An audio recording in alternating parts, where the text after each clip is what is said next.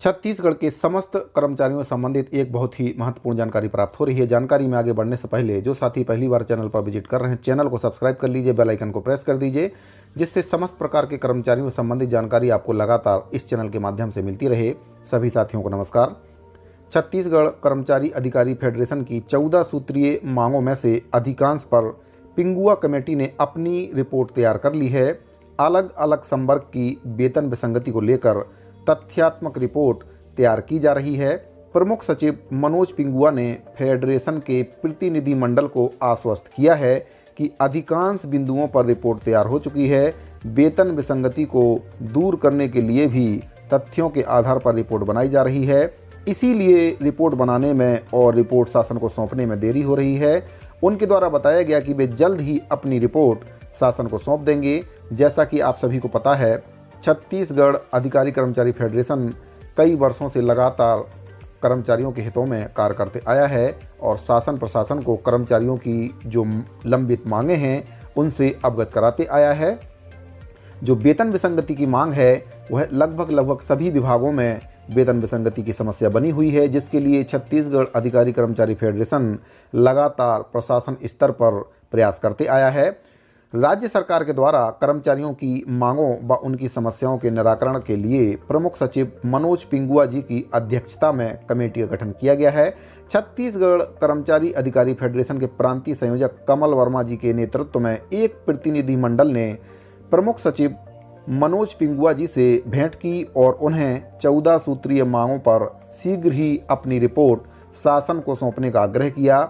प्रतिनिधि मंडल ने कहा कि 6 महीने के बाद आचार संहिता लागू हो जाएगी, इसीलिए कर्मचारियों के हित में रिपोर्ट को शीघ्र ही शासन को सौंपा जाना चाहिए, जिससे कि समय रहते जो भी वेतन विसंगति की समस्या है कर्मचारियों की, और भी जो कई प्रकार की समस्या है, अनियमित कर्मचारियों का नियमितीकरण है, वेतन विसंगति है, कई विभागों में पदोन्नति क्रमोन्नति की समस्या है, सभी का समय रहते निराकरण हो सके।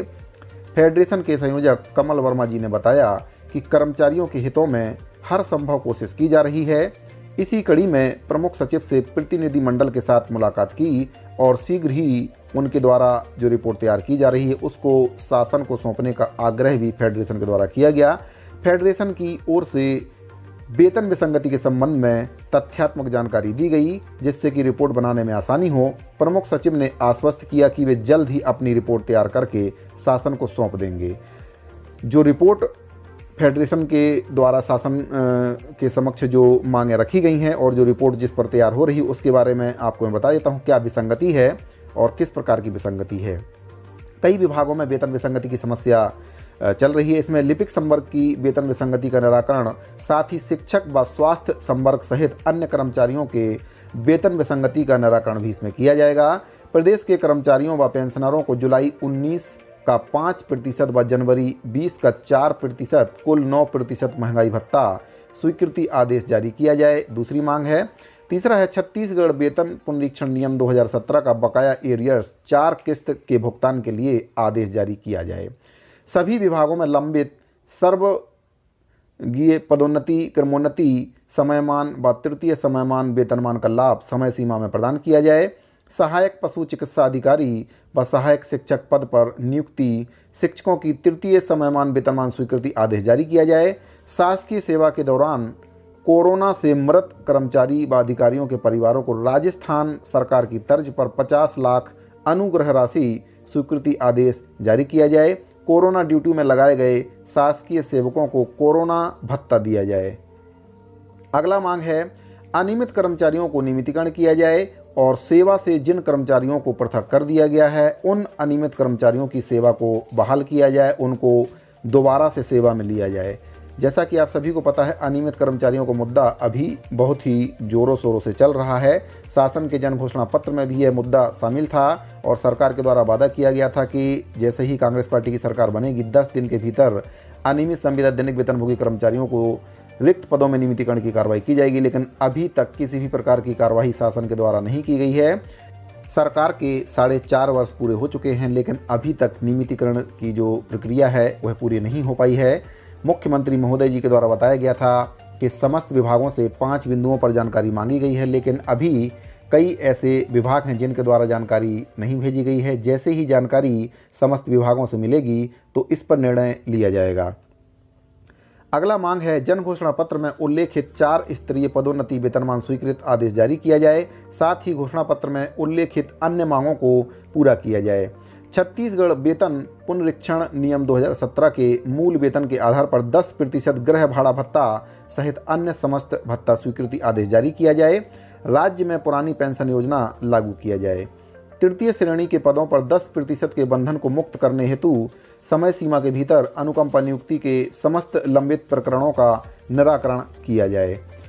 कार्यभारित आकस्मिक सेवा के कर्मचारियों को समान वेतन के रिक्त पदों पर समायोजित करते हुए नियमित कर्मचारियों के समान वेतन भत्ते व पेंशन का लाभ दिया जाए। प्रदेश के पटवारियों को पदोन्नति व लैपटॉप के साथ उनके कार्यालयों में कंप्यूटर की समस्त सुविधा दी जाए। पेंशनरों को त्वरित भुगतान के लिए 20 वर्षों से लंबित राज्य पुनर्गठन अधिनियम की धारा 49 को विलोपित कर पेंशनरी दायित्वों का मध्य प्रदेश एवं छत्तीसगढ़ के बीच तत्काल बंटवारा किया जाए।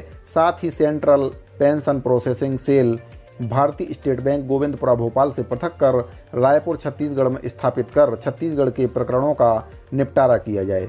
तो साथियों, ये सारी मांगें छत्तीसगढ़ अधिकारी कर्मचारी फेडरेशन के द्वारा शासन से की गई थी, जिनके संबंध में पिंगुआ कमेटी के द्वारा रिपोर्ट तैयार की जा रही है।